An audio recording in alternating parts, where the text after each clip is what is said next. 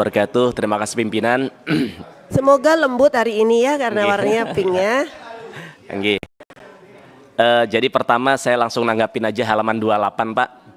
Izin besok-besok harapan saya presentasinya bisa lebih baik lagi. Ini contoh presentasi yang menurut saya tidak ya kurang bagus begitu. Besok-besok dikasih penomoran dari semua nomor. Saya pikir memang sengaja nggak ada nomornya begitu. Tapi ada tadi satu halaman nomor 16 ada, sisanya nggak ada. Saya harus ngasih tulisan sendiri nomor halaman begitu. Nah halaman 28. Bapak tadi sampaikan soal maka besok-besok harapan kami ini penting Pak buat kami, nomor itu kami juga kan nggak semua bisa kami komentari. Kami di sini pengen sedikit berkontribusi agar bagaimana kami di tempat ini juga bisa turut membangun dan membesarkan semen Indonesia ke depan. Begitu tujuan rapat kali ini. Nah, halaman 28 soal geopolitik. Nah, dampak geopolitik memang sudah merambah ke berbagai sektor. Nah, bahkan sebelum dampak geopolitik ini ada begitu, kita lihat bahwa total cost produksi dari semen Indonesia sudah sangat besar begitu. 730, kalau saya tadi coba baca 730 ribu hingga 800 ribu per ton begitu. Bahkan itu lebih besar daripada kompetitor kita Indosemen. Bahkan jauh lebih besar lagi dibandingkan kompetitor kita yang dari China begitu Pak. Maka saya tidak bisa bayangkan ketika dampak geopolitik nanti kemudian ya alhamdulillah hari ini kami mengapresiasi pemerintah, Pertamina, BBM tidak naik. Saat tadi malam kami sempat tidak bisa tidur, lihat masyarakat kami antri di banyak tempat karena khawatir naik, tapi ternyata alhamdulillah tidak naik begitu.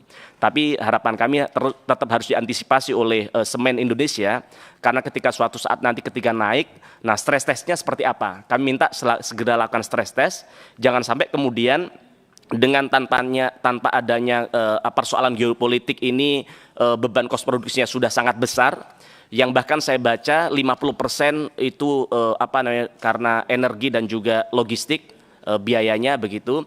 Maka kami minta dilakukan stress test kira-kira dengan adanya dampak geopolitik seperti apa, masih mampu berkompetisi nggak dengan yang lain, masih bisa melakukan efisiensi nggak. Nah itu kemudian di halaman 19 Bapak bisa lihat halaman 19, bingung juga kan Pak kalau nggak ada halamannya. Besok Pak yang bagian bikin materi diminta untuk ini Pak ya, untuk kasih nomor G. Nah di halaman 19 saya ngapresiasi karena dulu bahkan sebelum saya di Komisi 6 Pak, ketika kami masuk Surabaya, keluar pintu tol Waru itu ada billboard kokoh tak tertandingi milik Semen Gresik begitu. Kemudian hampir 5 tahun selama saya di Komisi 6 lihat sedih karena itu baliho sudah nggak ada, kayak nggak mampu begitu bayar billboard begitu. Sampai pada satu saat saya harus bicara di tempat ini karena saya lihat itu billboard ditempati oleh kompetitor kita. Maka saya minta kepada Semen untuk diambil alih. Dan alhamdulillah sekarang kami mulai bangga lagi lihat ketika masuk Surabaya itu ikon. Bahkan ketika saya masih kuliah, kami dulu kuliah di Surabaya, masuk ke sana itu ada satu kebanggaan. Jadi di top of mind kami bahwa ya semen Gresik, semen Indonesia begitu. Dan hari ini itu ada lagi begitu. Nah, kenapa ini penting? Mungkin bagi sebagian orang nggak penting, maka kami apresiasi atas langkah sampean soal branding. Kalau katanya orang branding cukup lewat medsos dan sebagainya, faktanya banyak masyarakat kita hari ini kita lihat waktu itu saya contohkan semen Singa Merah yang dia begitu masif masang di toko-toko bangunan itu branding mereka begitu, sehingga masyarakat tertarik untuk bagaimana. Nah, maka harapan kami apresiasi atas langkah jenengan yang hari ini menyadari bahwa itu penting dan sekarang sudah mulai ruh ini ada di tengah-tengah masyarakat begitu. Nah, kemudian saya mau ngomentari juga di halaman nomor slide kelima. Nah, Bapak buka slide kelima.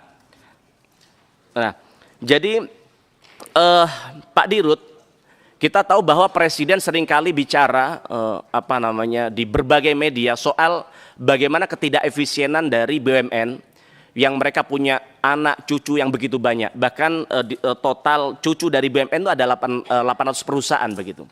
Kalau di paparan jenengan tadi nomor 5 terlihat sedikit seperti 17 begitu. Tapi saya coba tadi langsung googling, sekarang gampang Pak, rakyat siapa saja bisa buka dimanapun. Bahkan saya coba nyari, tentu harus dari referensi yang kredibel begitu.